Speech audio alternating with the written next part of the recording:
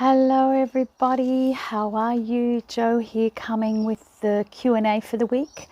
And this week we've been talking about all about the cost of not being clear.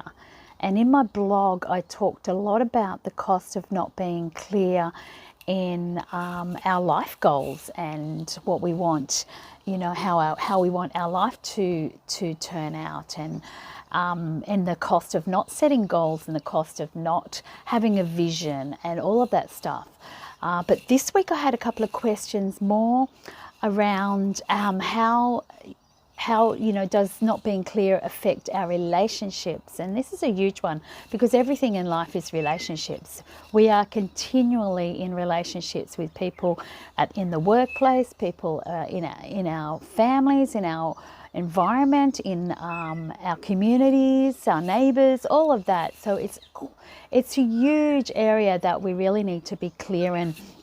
And the question around that was also how to communicate without feeling or being rude or blunt is what was asked. So I'm going to cover all of that, and because it is so important that we communicate clearly in what we want, and that includes in our boundaries and what is acceptable and what is not acceptable, and not to be taken for granted or feel like you have to be, do things that you don't really want to do.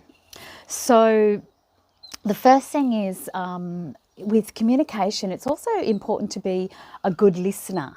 Okay, because sometimes we also misinterpret what people are saying because we're too busy thinking about what they're saying instead of actually really listening to what they're saying. So firstly, be a good listener, and then you can clearly interpret it.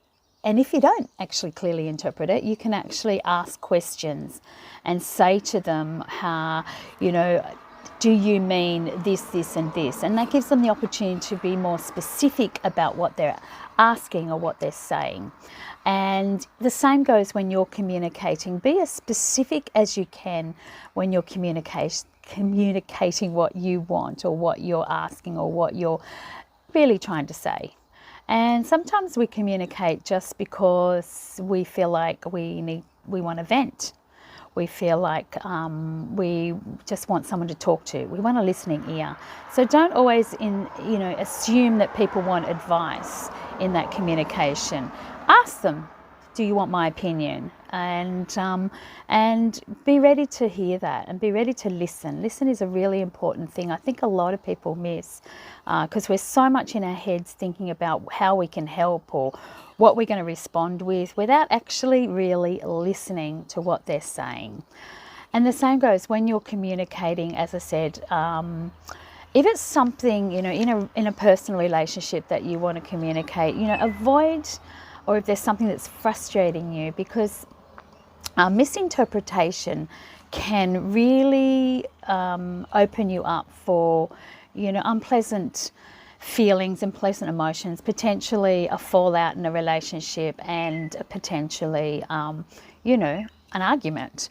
And we and most people want to avoid that. So when we're communicating, clearly communicate what you want to say. Avoid saying it in a text message. Avoid saying it in an email.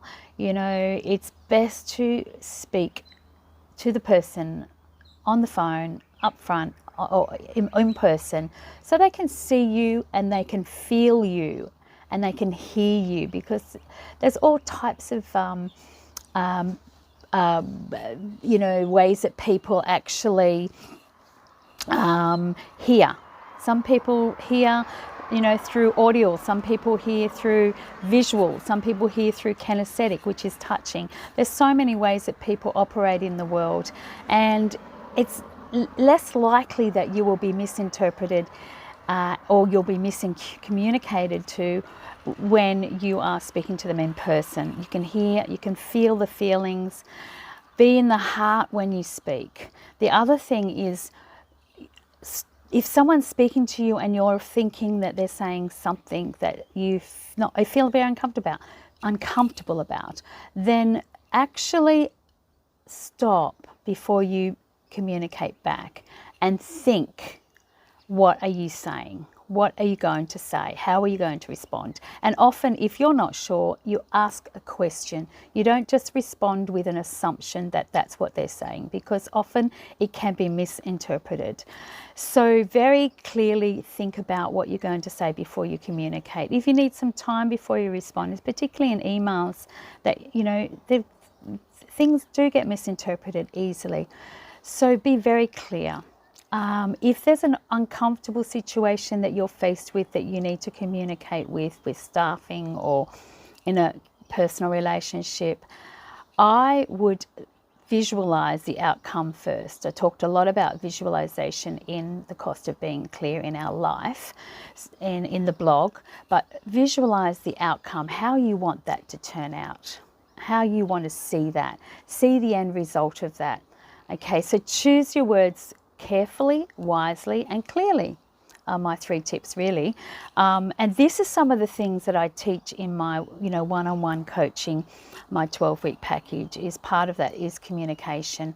So if you really want to delve deep into it, please reach out.